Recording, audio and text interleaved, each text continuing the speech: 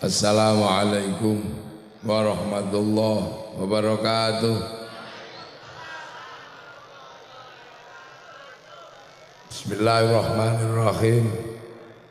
Bismillah, alhamdulillah, wassalatu wassalamu ala rasulillah Sayyidina Muhammad ibn Abdillah wa ala alihi wa ashabihi wa azwajihi wa dhurriyyatihi wa ahli baitihi wa tabi'ahum bi ihsan ila yaumil qiyamah.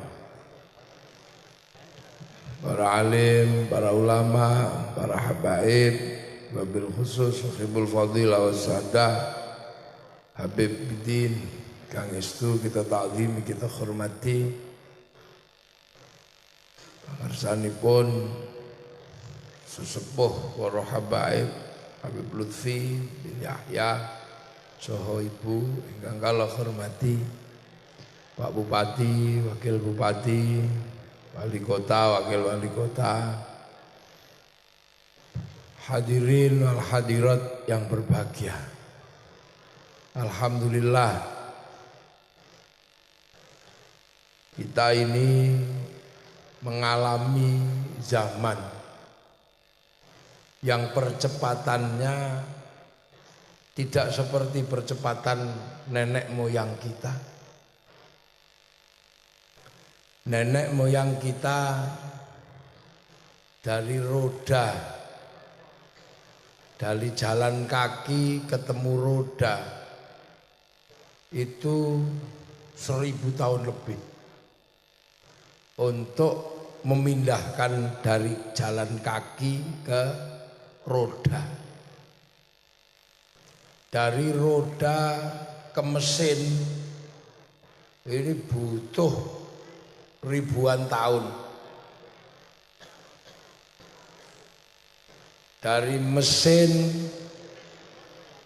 ke kehidupan ini butuh ratusan tahun. Akan tetapi kita ini mengalami percepatan tidak lebih dari 20 tahun.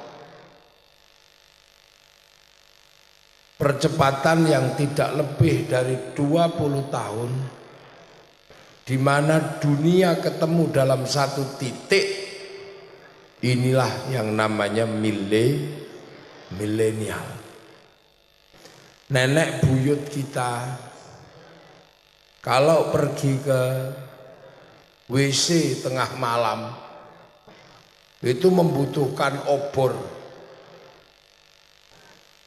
Dari obor kemudian menemukan lampu senter. Nah, 20 tahun yang lalu senter adalah mata manusia di malam hari. Tapi hari ini senter tidak lagi ada bentuknya. Senter cuman ada gambarnya. Dan itu ada di dalam smartphone. Sehingga kita bisa cari. Habib Bidin lah yang pernah mengajari saya cari senter di sini. Karena saya tidak tahu tempatnya. Handphone saya bagus, keluaran terbaru. Iya, tapi saya manusia zaman all. Saya tidak tahu tempat senter, tapi sekarang saya tahu, mau saya praktekkan. Wah ini. Jadi sampai kapanpun ketika saya menggunakan senter di smartphone saya untuk ngaji, untuk apa, maka pahalanya sebagian untuk Habib Bidin. Karena yang nunjukin tempat senter itu Habib Bidin, jadi saya dulu gak ngerti senter itu di mana. Nah, sekarang di sini. 20 tahun yang lalu bapak sampean ini yang milenial untuk melihat dunia luar nunggu melihat televisi. Televisi ada dalam sebuah kotak besar. Tapi hari ini televisi ada di sini. Dulu 20 tahun yang lalu untuk mendengarkan lagu kita beli kaset dan beli tape. Sehingga kemudian kalau kita dengar kaset itu lagunya berulang-ulang, kita bolak-balik sampai kasetnya molor. Lagunya gloyor. Makanya ada orang punya cerita tentang kaset. Suruh beli kaset Metallica. Nggak taunya begitu di rumah keliru kaset dangdut. Orangnya marah karena disuruh cari Metallica. Kenapa kamu dapatnya kaset dangdut? Akhirnya kaset ini dilempar. Begitu dilempar, ambil lagi. Wah, iman juga kalau kaset ini tak lempar. Siapa tahu masih berguna. Dangdut nggak apa-apa lah. Akhirnya diputer ceklek gitu. Lagunya ternyata, loh begitu saja kok marah. Loh gitu saja kok marah. Akhirnya dia emosi, kaset kok bisa olok-olok. Lempar lagi sama dia, kecemplung di sungai. Tapi ingat juga, jangan-jangan masih ada manfaatnya, ambil lagi. Ya, diputer, lagunya berubah, basah. Itu kisah zaman kita, manusia zaman all. Akhirnya enggak apa-apalah, dijemur. Akhirnya dijemur. Setelah dijemur kering, dibunyikan lagunya. Kering sudah rasanya air mataku. Sekarang kaset tidak berlaku. Semua ada di sini. Namanya YouTube, kaset plus TV plus video. Bapakmu tanya, dulu ingin lihat artis dangdut, nunggu Aneka Ria Sapari. Nah, sekarang ada di sini. Dulu cari radio untuk mendengarkan Brahma Kumbara. Sekarang radio ada di sini. Dulu untuk mengetahui berita, baca koran, nunggu korannya Pak Camat sampai jadi bungkus nasi. Setelah itu kita baca sudah telat sebulan. Sekarang koran ada di sini. Ini milenial itu di sini. Kamu mau cari apa? Ada di sini. Tidak perlu lagi ke Afrika untuk melihat gajah Afrika dan tidak perlu nunggu flora dan fauna. Cukup ketik di sini, tengu Afrika keluar. Bagi yang iseng ketik di sini, bokong India keluar di sini. Iya. Kalau mau iseng lagi ketik aja, bebidin ngantuk ada di sini. Ini milenial, dunia yang disatukan oleh satu sistem, namanya sistem smartphone. Ini di sini nih. Nah, sekarang ini menemukan semua, sampean ketemu. Dan milenial adalah apa? Disitulah target utama Rasulullah diutus menjadi seorang Rasul untuk menjadi Rasul milenial. Rasul di mana saat semua manusia ketemu, saat semua manusia beradu, saat manusia semua berpandangan mata, disitulah Rasul harus menjadi bagian dari perjalanan terakhir kehidupan dunia, namanya rahmatal lil alamin. Di Rasul. Makanya Rasulullah dari awal sudah dicetak untuk menjadi Rasul masa depan. Makanya Rasulullah Sallallahu Alaihi Wasallam dibikin menjadi nabi dalam prototip baru, prototip yang penuh kasih sayang dan tidak suka kekerasan. Karena apa? Gelombang dunia baru adalah gelombang yang harus penuh kasih, karena manusia akan ketemu dalam berjuta perbedaan. Perbedaan bangsa, perbedaan suku, perbedaan agama, perbedaan ras, perbedaan kepentingan. Dan umat Rasulullah hari ini ketemu dalam perbedaan itu. Umat Rasulullah ketemu di perbedaan itu. Untuk terbangan, umat Rasulullah untuk menabuh terbang, dia membutuhkan kayu untuk dijadikan terbang bersama kulit kambing untuk dijadikan tutup terbang, tutup tuf. Tapi santri dan kaum muslimin yang menggunakan terbang untuk memuji Rasulullah butuh orang Cina yang bisa membuat paku pines. Tidak ada paku pines, maka kayu dan kulit tidak bersatu. Maka dalam sholawat kita membutuhkan sebuah bangsa namanya Cina. Ini umat Rasulullah.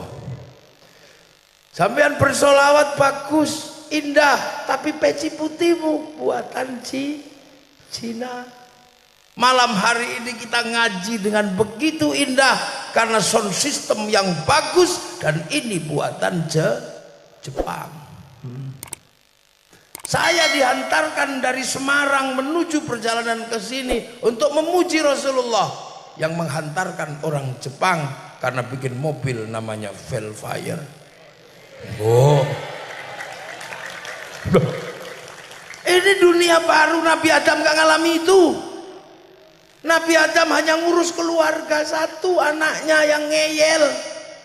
Disuruh kawin silang gak mau karena kebetulan kawin silangnya kebetulan yang pas jelek. Bahkan Qabil membunuh Habil, mengubur adiknya, tidak ngerti caranya. Karena apa? Karena Qabil tidak pernah mengerti membunuh harus dikubur seperti apa, sehingga burung gagak mengajarkan Qabil mengubur Habil. Tapi anak-anak itu gitu. Nabi Adam masih besar, berkelahi masih kuat, bahkan kadal sama Nabi Adam segede dinosaurus. Nabi Adam besarnya 60 dirok, sak dirok segini, berarti sekitar 55 meter. Kalian dinyepek gitu udah. Jadi tomat. Nabi Adam. Umat Nabi Muhammad udah kemana-mana. Umat Nabi Nuh baru sekampung, satu suku, dan pikniknya belum jauh. Menjadi jauh karena dilemparkan sama banjir. Kalau gak ada banjir ya cuma di seputaran Makkah sana. Umatnya Nabi Ibrahim baru satu negara, dan belum ketemu karena umat Nabi Ibrahim belum berjalan sampai Pekalongan, masih di sana. Umatnya Nabi Musa masih seputaran Mesir sama Filistin. Umatnya Nabi Isa paling jauh sampai Romawi, namanya Hawariyun. Tapi umat Rasulullah sampai Pekalongan, sampai Ulu Jami, sampai Buaran, sampai Wonopringgo, sampai mana itu atas itu, sampai Petung, sampai Kajen, sampai pokoknya di situ. Umat Rasulullah ketemu semua. Gitu. Jadi umat Rasulullah ini memang dipersiapkan untuk menjadi umat masa depan. Makanya ketemu semua malam hari ini. Umat Nabi Adam mandiri, tapi umat Nabi Muhammad kemandiriannya tidak bisa berdiri sendiri, hidup bersama dengan tinggalan para nabi sebelumnya. Untuk urusan agama, umat Nabi Muhammad harus bersaing, harus berbagi dengan umat Nabi Musa, umat Nabi Isa, dan hidup ada dan tidak dihapus oleh Allah. Kalau Allah mau menghapus pasti bisa dihapus, tapi Allah membiarkan tinggalan Nabi Musa namanya Yahudi, meninggalkan Nabi Isa umatnya namanya Nasra, dan kita hidup bersama mereka hari ini. Untuk pergi haji kita ke Ka'bah, menengok nenek moyang Rasulullah namanya Nabi Ibrahim. Tapi untuk berangkat ke sana kita membutuhkan bantuan orang Yahudi urusan naik pesawat. Tanpa Yahudi hari ini sampean pergi haji renang. Ayo. Ini umat Rasulullah di akhir zaman. Untuk menikmati acara malam hari ini biar bisa kita lihat 2 tahun lagi, 5 tahun lagi kita membutuhkan kamera Sony buatan Jepang agar pengajian malam hari ini indah, untuk membuat wajah para yang hadir. Wajah saya ada di situ, wajah Habib Bidin ada, Abah Lutfi ada. Tidak perlu melukis, tidak perlu butuh tukang lukis, di print. Yang buat print siapa? Orang Eropa. Kalau kita masih pakai kardus. Ini dunia baru, new world. Ini dunia baru, dunia umat Rasulullah. Engkau menjadi cantik. Kenapa? Kerudungmu tipis buatan Cina, kertas kainnya namanya kain Paris. Wajahmu menjadi bersih karena parfum dari Prancis dan bedak dari Prancis. Bedak Pekalongan tak mau pakai, beras ditumbuk belunteng semua. Tanya Habib Bidin, anak milenial Habib Bidin, parfumnya dari Paris. Sudah nggak pakai lagi parfum si nyong-nyong. Ini dunia baru, ya Allah, ini dunia baru. Dunia yang tidak bisa kita pisah-pisah, tidak lagi bisa dihindari, semua bersatu. Ada orang mengatakan saya yang paling murni. Kenapa? Saya kalau minum pakai air kelapa. Kelapa tidak murni lagi, karena untuk membuka kelapa pakai golok. Golok terbuat dari pir mobil, pir buatan Jepang. Kita pergi kemana-mana bawa ATM, pakai bank, pakai uang cetakan bank.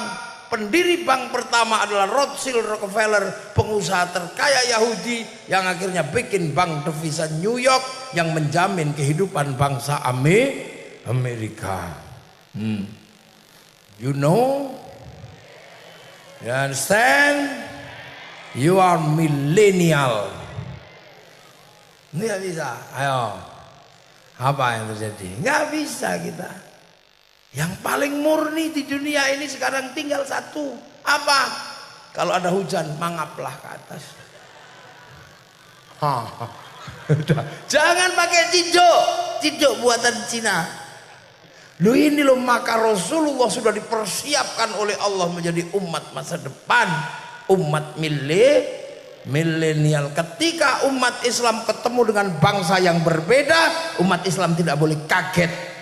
Makanya umat Islam disuruh nengok ke Jabal Rohmah, namanya ibadah haji. Tengok Jabal Rohmah, dari situ perbedaan kalian semua berasal dari bapak dan ibu yang satu. Menjadi Arab, menjadi Eropa, menjadi Afrika, menjadi Cina, bahkan menjadi Indonesia, berasal dari tempat yang sama, namanya Jabal Rohmah. Makanya kaum muslimin tidak rasis. Karena apa? Kaum muslimin sudah diajari untuk menjadi bangsa yang berbeda. Makanya ketika para ulama ketemu dengan orang Indonesia, ulama-ulama dari Arab, bacanya ganteng kayak Habib Bidin. Ketemu dengan wajah Indonesia yang kayak begini, tidak pernah menganggap kita bangsa yang lain. Tetap aja diajar ngaji, karena tetap satu keyakinan, laqad khalaqnal insana fi ahsani takwim. Cuman aksani takwim kita yang jenisnya pesek-pesek, rembes. Aksani takwimnya Afrika hitam gosong. Aksani takwimnya Cina tembem sipit. Aksani takwimnya Eropa gede tinggi besar rambutnya merah. Aksani takwim Indonesia kecil-kecil pesek-pesek, rembes. Tetap ajarkan amanu wa amilus sholihat. Berbeda dengan orang Eropa, tidak diajarkan menjadi bangsa yang berbeda waktu itu. Yang dia mengerti bahwa ras terbaik hanya ras Arya, yaitu ras Eropa. Makanya ketika Christopher Columbus menembus Afrika ketemu Tanjung Harapan, mereka melihat bahwa Afrika bukan tempat manusia karena isinya orang hitam gosong. Mereka menganggap inilah yang namanya neraka. Karena apa? Mereka punya keyakinan orang neraka itu dibakar tapi tidak boleh mati, makanya gosong. Kenapa tidak boleh mati? Agar bisa disiksa lagi karena kejahatannya. Dan Christopher Columbus akhirnya menembaki orang Afrika untuk tujuan apa? Membantu pekerjaan Tuhan yang belum selesai. Akhirnya Afrika diperbudak oleh orang Eropa. Sampai akhirnya orang Afrika takut diperbudak. Maka yang perempuan biar tidak diperbudak, telinganya dipotong, mulutnya dipotong, sehingga konsep kecantikan di Afrika berbeda dengan Indonesia. Telinga tidak ada, itulah cantik. Bibir tidak ada, itulah cantik. Sesungguhnya adalah untuk menghindari perbudakan. Dan perbudakan terbesar dilakukan oleh orang Eropa adalah terhadap orang Afrika. Sampai ada kisah perbudakan yang sangat mengerikan, namanya Amistad, manusia lambung kapal, di mana manusia dikapalkan, ditumpuk seperti kayu. Yang mati dibuang ke laut, yang selamat diperbudak di daratan. Sampai akhirnya lahirlah perbudakan terbesar.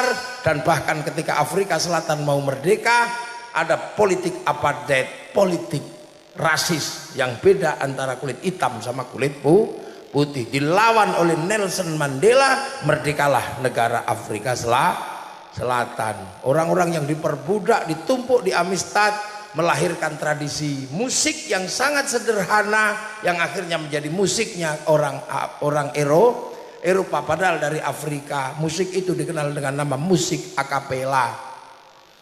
Musik akapela diadaptasi oleh orang Eropa menjadi musik jazz.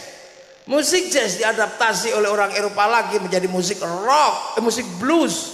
Musik blues diadaptasi menjadi untuk pemberontakan, namanya musik rock. Yang akhirnya musik rock masuk ke Pekalongan menjadi rock dut. Ini anak milenial mesti ngerti. Belanda masuk ke Indonesia menganggap kita bukan manusia karena kita bukan ras Arya, ras kulit putih. Mereka punya keyakinan bahwa orang Indonesia adalah turunan monyet karena mereka diajarkan memahami bahwa selain ras Arya adalah turunan monyet yang berevolusi dari Pithecanthropus erectus, dan yang tertua ditemukan di tanah Jawa, Soloensis wajakensis. Maka Belanda menembaki orang Indonesia, dan karena mereka punya keyakinan bahwa kita adalah turunan monyet, maka Belanda mengukuhkan menyebut orang Jawa dengan sebutan kowe. Kowe adalah anakmu monyet. Maka mulai hari ini jangan sebut temanmu kowe, karena kowe itu inlander, adalah turunanmu monyet, tidak punya hak undang-undang atau hak konstitusional. Sebut sampian masih punya kaki, sebut penjenengan masih berdiri kang jumeneng. Kalau raja namanya ngarso dalem, yang berdiri di depan semua orang. Kalau seorang raja yang dimintai namanya sinuun, bukan kowe. Mulai hari ini hindangkan kowe kepriwe aja ya. Dah.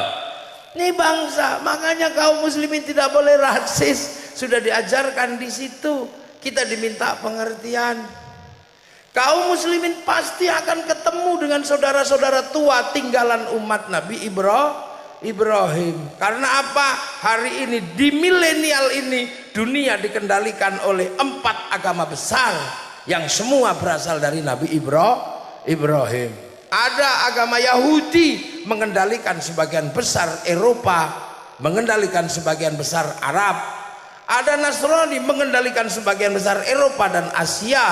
Ada Islam mengendalikan sebagian besar Asia dan Eropa. Ada Hindu mengendalikan sebagian besar India. Berasal dari rumpun yang sama karena sama-sama menyebut Ibrahim dalam bahasa yang berbeda.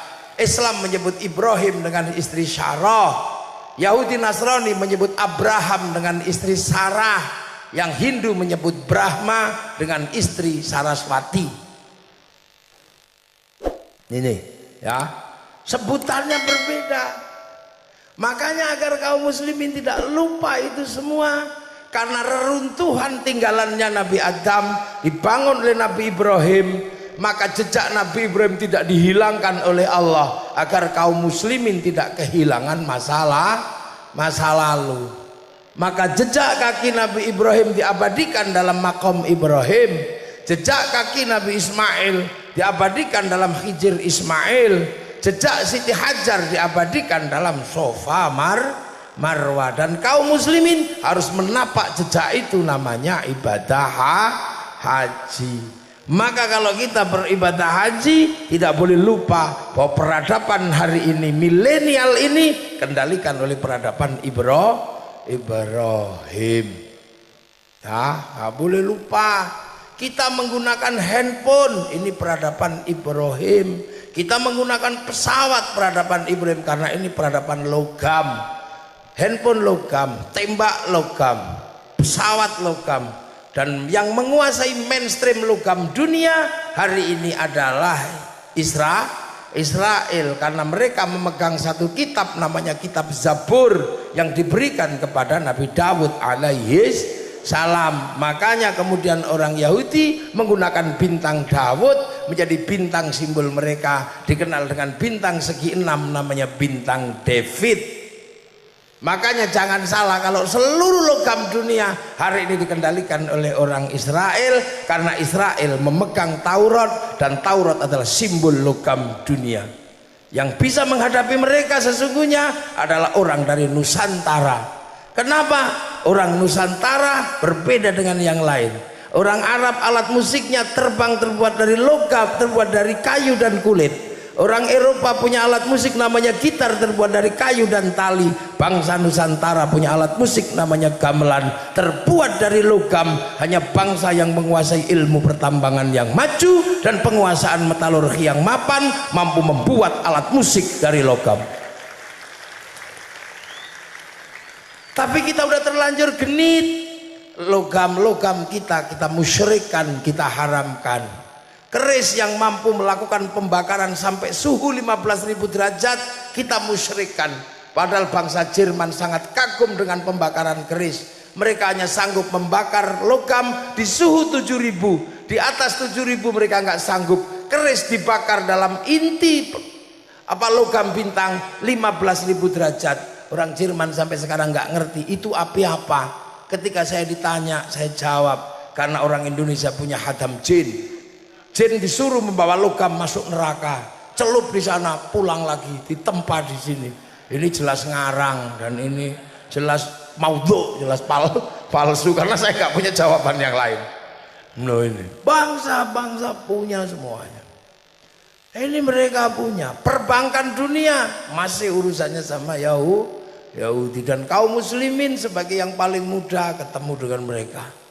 Makanya oleh Allah, keributan antar agama ini biar tidak terjadi, Rasulullah diangkat ke langit dalam Isra Mi'raj, dibagi gai kiblatmu beda, yang satu dapat Masjidil Haram, yang satu dapat Masjidil Aqsa. Maka ada minal Masjidil Haram ilal Masjidil Aqsa, dan kalau turun lagi antar mereka, kalau ketemu ajaklah yang baik, kalau tidak bisa saling mendoakan. Kama barok ta'ala Sayyidina Ibrahim wa ala ali Sayyidina Ibrahim. Turunan Nabi Ibrahim kita doakan.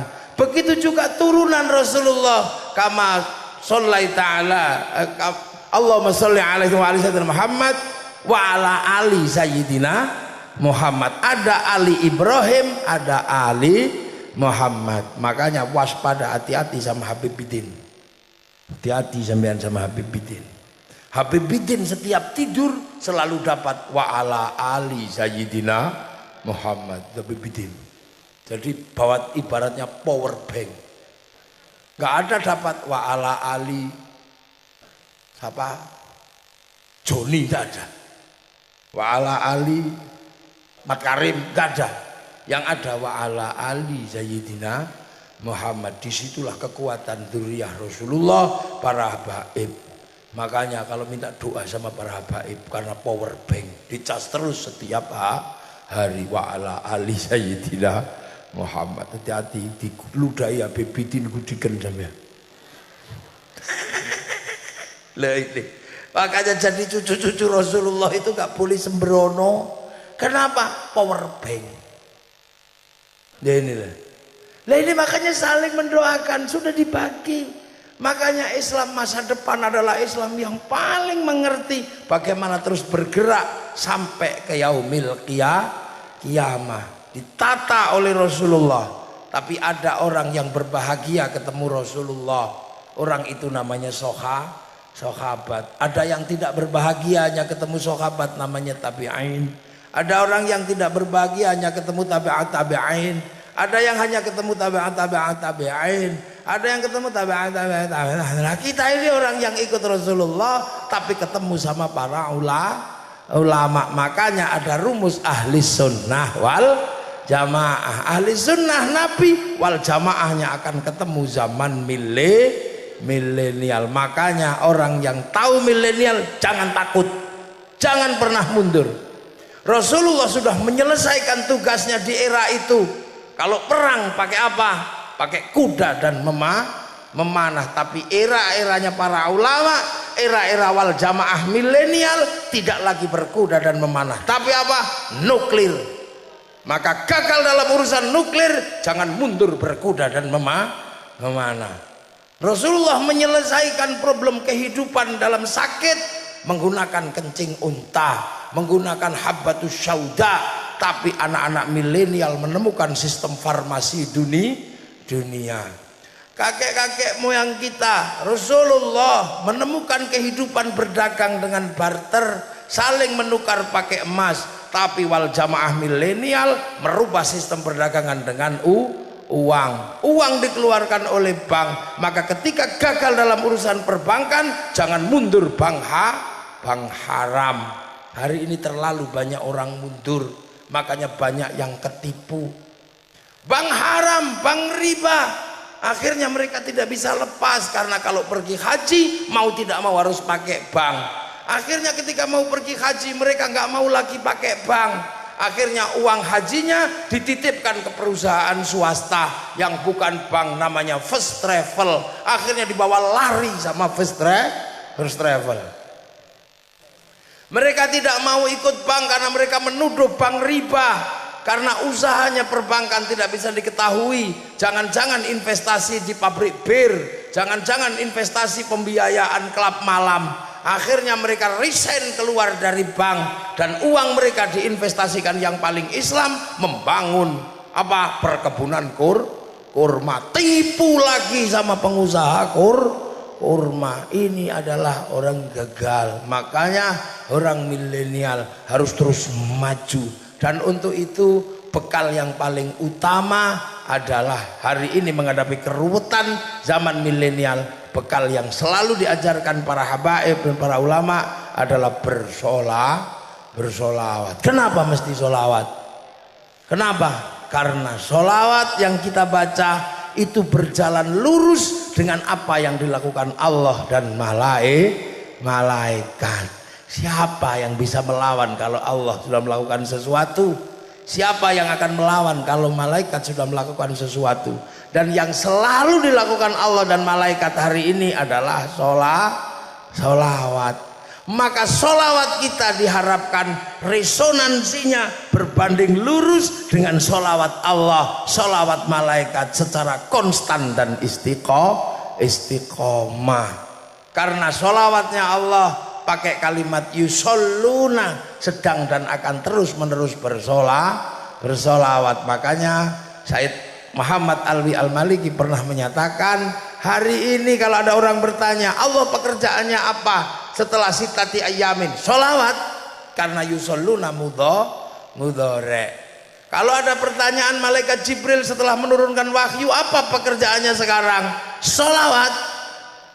Kalau malaikat Israfil belum bekerja, belum niup trompet, lantas apa pekerjaannya sekarang? Solawat. Maka solawat yang kita lakukan setiap detik, setiap tarikan nafas sebenarnya seiring berjalan dengan solawat Allah, solawat malaikat pada Rasulullah Muhammad Sallallahu Alaihi Wasallam. Berjalan dalam irama solawat ini tidak ada satupun problem di dunia yang tidak bisa dibuka. Karena pertemuan sholawat manusia, Allah dan malaikat, inilah kunci perubahan besar di muka bumi. Maka hal-hal yang mustahil akan jebol dengan sholawat. Di situlah. Dan kita diajarkan setiap hari untuk apa?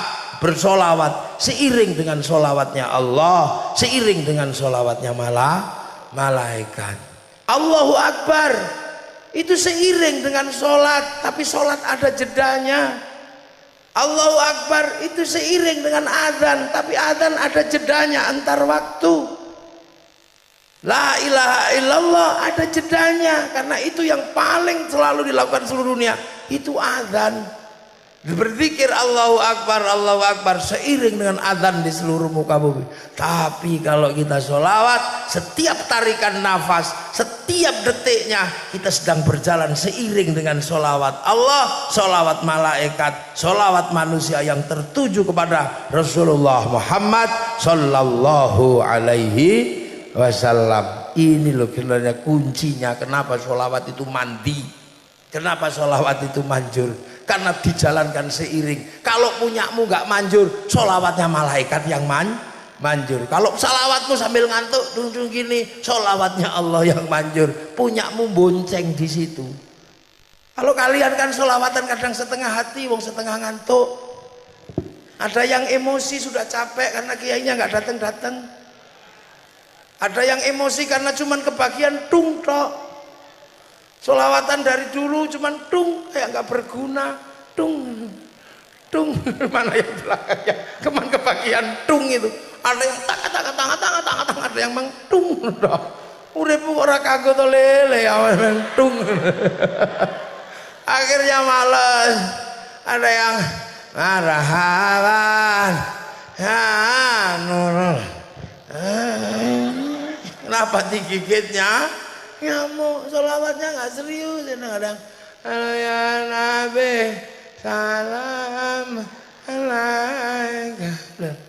Tapi di saat yang sama, sholawat Allah lurus, sholawat malaikat lurus, maka sholawat kita yang bengkok ikut katut sholawat yang lurus. Akhirnya apa?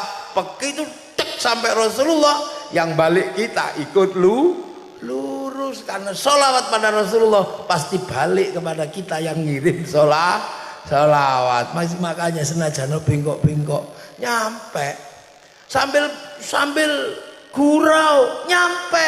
Kita sholawatnya sambil gurau, tapi berjalan dengan sholawat Allah, berjalan dengan sholawat malaikat. Maka sholawat kita yang sambil bergurau tetap sampai kepada Rasulullah. Kadang kita baca sholawat sambil ya Allah, sambil Allah, masya Allah, Allahumma sholli ala Muhammad, gitu.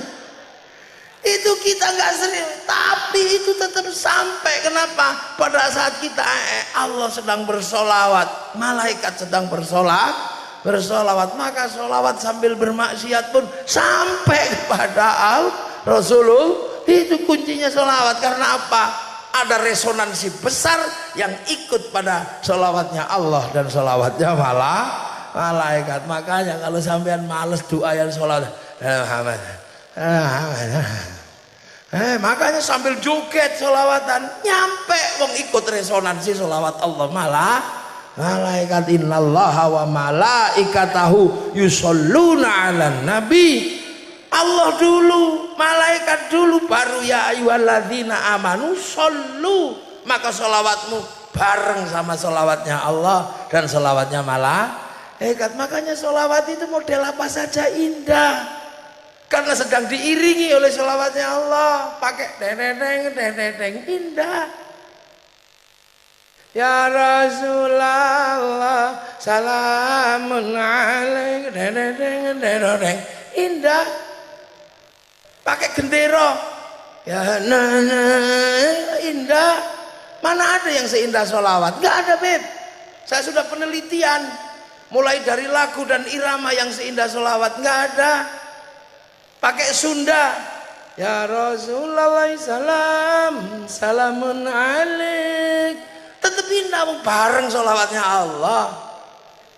Pakai model marhaban ya nurul aini marhaban Pakai orang tua. Halo ya Nabi, salam alaika. Indah, nggak ada yang nggak indah. Kenapa? Bareng. Wassalamun mustamirun kulaki ni'ata jantat. Indah. Ya Badrodin, ya Badrodin tim. Min hazakul. Indah, gak ada yang seindah sholawat. Pakai apa aja indah. Pakai bendera slang bagus. Pakai bendera sepak bola bagus. Pakai tangan bagus. Saya punya murid masih kecil gak kebagian bendera, pakai sarung bagus. Padahal bawahnya gak pakai apa-apa. Iya bagus. Itu sholawat. Karena apa? Naik di sholawatnya Allah, sholawatnya malah malaikat. Kamu jatuh cinta ditolak sama perempuan, bacakan sholawat. I love you. Jangan macam-macam loh. Makanya kadang ini sholawat itu indah. Pakai caranya orang Kalimantan Selatan, sholawatan ya indah. Ya Rasulullah salamun alik munalik ya Rafi'a syani wa darajat wa tayaji ratalalame ya uhailal jo diwal karomi kota baru gunungnya Bamega. Bagus. Sholawatannya orang putus asa karena tinggal kekasih. Bagus. Ya Nabi salam alaika, ya Rasul salam alaika, ya Habib salam alaika, salawatullah alaika. Bagus. Pakai terbang bagus, pakai organ bagus. Cuman Habibidin nggak berani pakai organ, takut dimarahi. Nggak tahu siapa yang mau marahi. Kok Habibidin kok masih ada yang berani marahi? Ya cuman gak ada yang bisa main. Duntok. Pakai rock bagus. Allahumma sholli ala sayyidina Muhammad wa ashghilil zalimin bil zalimin. Bagus. Wa akhrijna min bainihim zalimin. Bagus.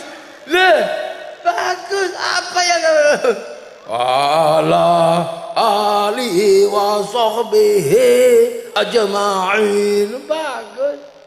Bahkan Habib Syekh ketambahan gogok bagus. Ya nana, ya nana, ya nana, ya nana, ya nana Nabi Muhammad halikal fadlu min Allah. Gok ya Hana. Bagus.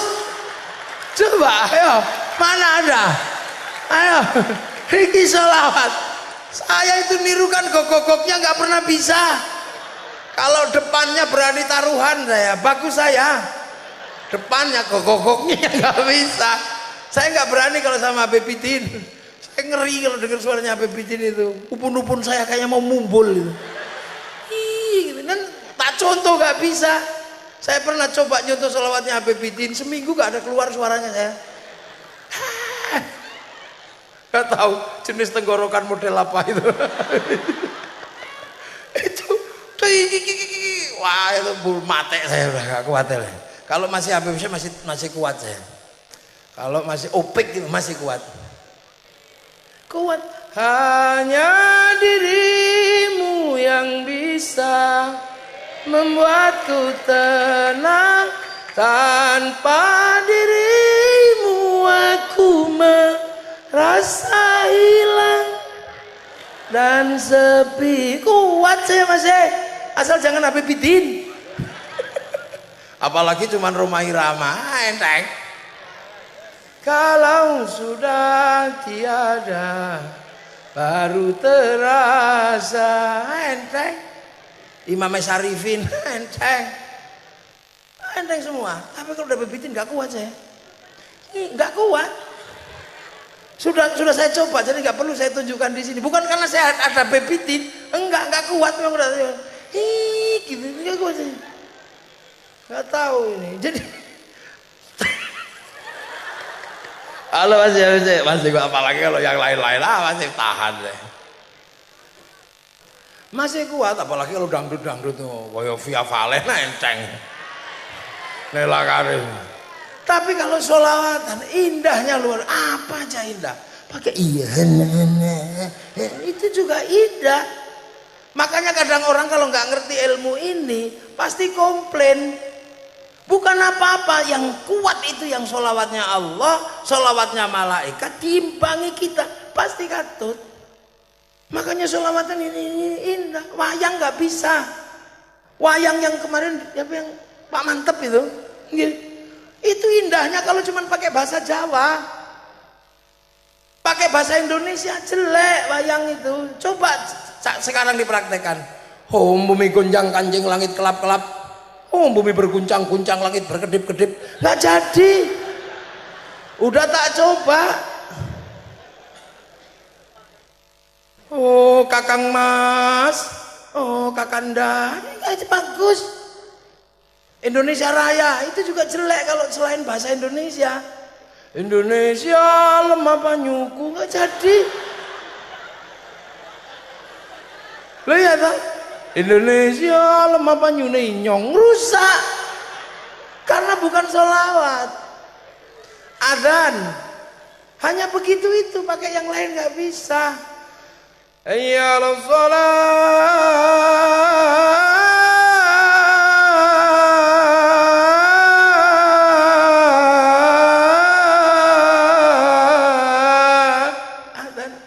Dangdut rusak. Hayya 'alas shalah. Bubar gak bisa.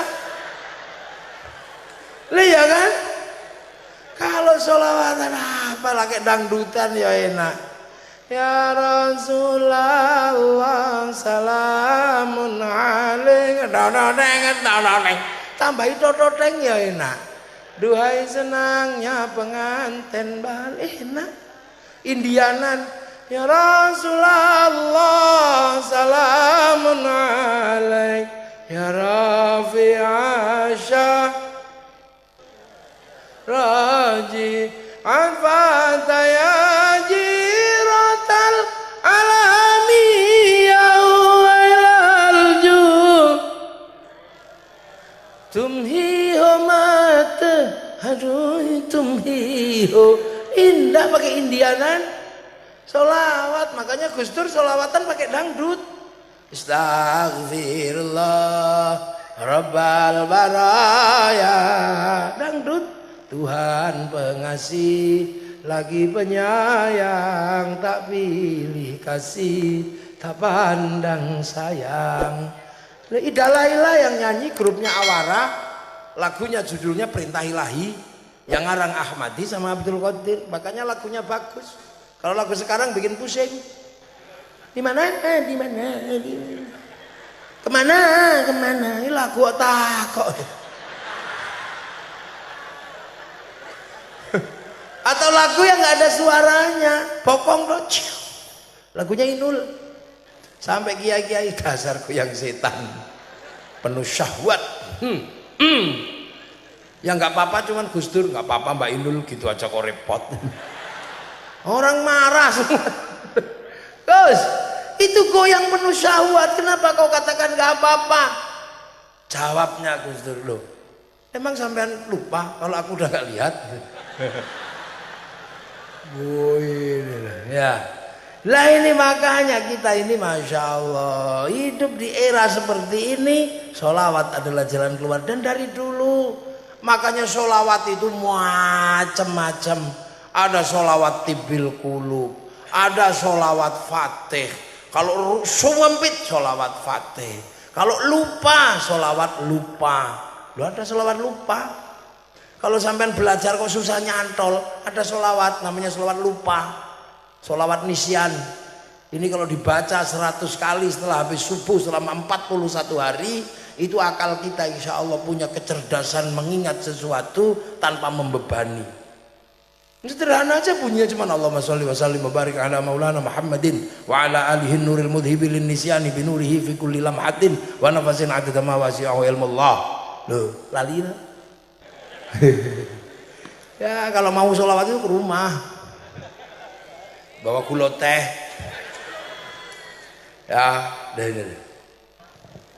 nah, hari ini umat Rasulullah dengan cara Indonesia disolawati. Apa? Bangsa ini tenang, berbeda-beda tenang, berbeda agama tenang. Paling cuma ada riak-riak kecil, pergi ke gereja kafir, paling cuma itu aja. Dikit habis itu hilang lagi. Rodok rame-rame, kalau tidak menangkan kami, aku khawatir tidak ada yang menyembahmu. Enggak lama, cuman seminggu hilang Indonesia karena disolawati sama Baby Tin. Hilang. Apalagi sekarang Pak Prabowo sama Pak Jokowi udah jadi satu. Selesai lah mate kon ya. Ria-ria, main catur haram, dilu seminggu hilang. Apa Indonesia? Kenapa? Karena Indonesia oleh para ulama jelas-jelas gak bisa kalau tidak dititipkan kepada Rasulullah. Maka nenek moyang kita nitipkan Indonesia pada Rasulullah Muhammad Sallallahu Alaihi Wasallam. Cara menitipkannya seperti apa?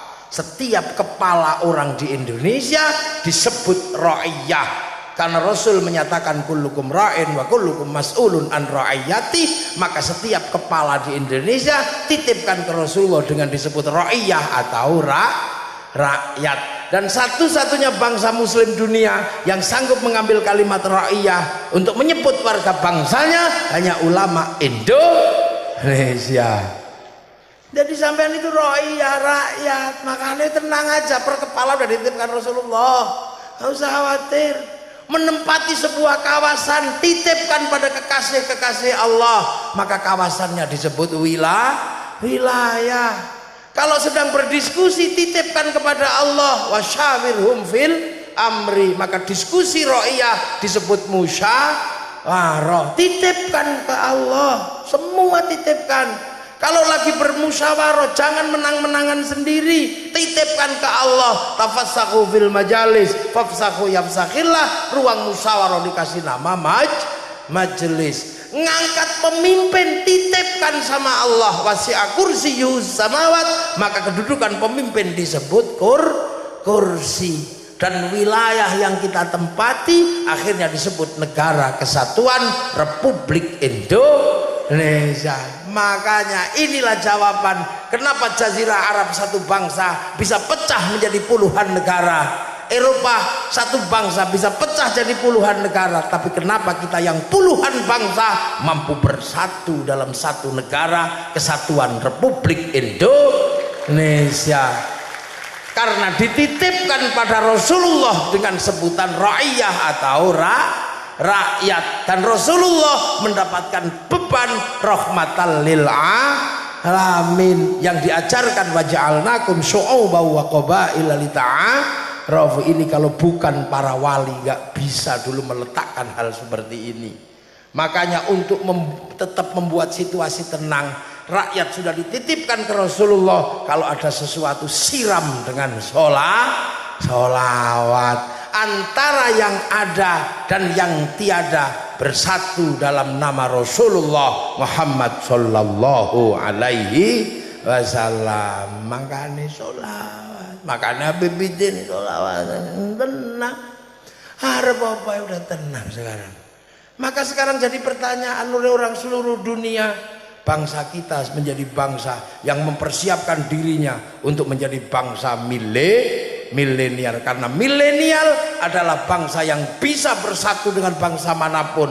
Kamu boleh menggunakan pola pikir Eropa, kita boleh menggunakan pola pikir Belanda. Kita tidak lagi menggunakan aku cinta padamu tapi I love you. Kita tidak lagi menggunakan model rambut Indonesia tapi rambut Amerika mohawk atau rambut Korea miring. Kita tidak lagi menggunakan makanan Indonesia tapi spaghetti. Tapi antar bangsa tidak boleh lupa, batas milenial terakhir adalah batas bangsa dan negara. Karena sehebat apapun kemampuan kita memahami Amerika, kalau kita pergi ke Amerika tetap ditanya pasportmu mana. Sehebat apapun kita memahami bahasa Arab, ketika masuk ke Saudi tetap ditanya pasportmu mana. Maka batas terakhir milenial adalah batas bangsa. Maka seliar apapun pikiranmu dan batinmu, jangan lupakan bahwa kau tetaplah bangsa Indonesia. Makanya kalau mau menyelesaikan bangsa Indonesia, kita selesaikan dengan cara Indonesia. Dulu waktu awal Indonesia berdiri, semua pengen penyelesaian. Ada yang menginginkan mari kita selesaikan bangsa ini dengan cara Belanda.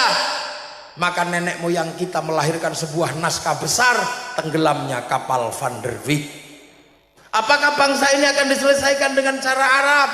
Lahir naskah besar di bawah lindungan Ka'bah. Milenial tidak tahu itu. Milenial komik aja nggak ngerti. Apakah akan diselesaikan dengan cara Eropa? Lahir naskah besar, salah asuhan. Apakah akan diselesaikan dengan cara Indonesia murni? Lahir naskah besar, Siti Nurbaya. Maka kenapa sekarang ketika bangsa ini bermasalah, kau cari penyelesaian keluar? Hizbut Tahrir didirikan oleh Taqiyuddin An-Nabhani untuk menjadi penyelesai problem Filistin, dan itu gagal. Kenapa kau tarik ke sini untuk menjadi penyelesai problem Indonesia? Ikhwanul Muslimin didirikan oleh Hasan al-Banna untuk menyelesaikan masalah Mesir, dan itu gagal, bahkan Mursi digantung. Kenapa kau bawa ke Indonesia untuk menyelesaikan bangsa Indonesia? No, kita bukan bangsa Mesir, kita bukan bangsa Afrika, kita bukan bangsa Filistin, kita bangsa Indonesia. Dan Indonesia akan terlibat dalam perdamaian dunia. Kita tidak akan menjadi bagian dari perdamaian dunia kalau kita tidak bisa berdamai dengan bangsa sendiri. Dan hari ini bangsa yang paling bisa berdamai dengan bangsa sendiri, bangsa Indonesia.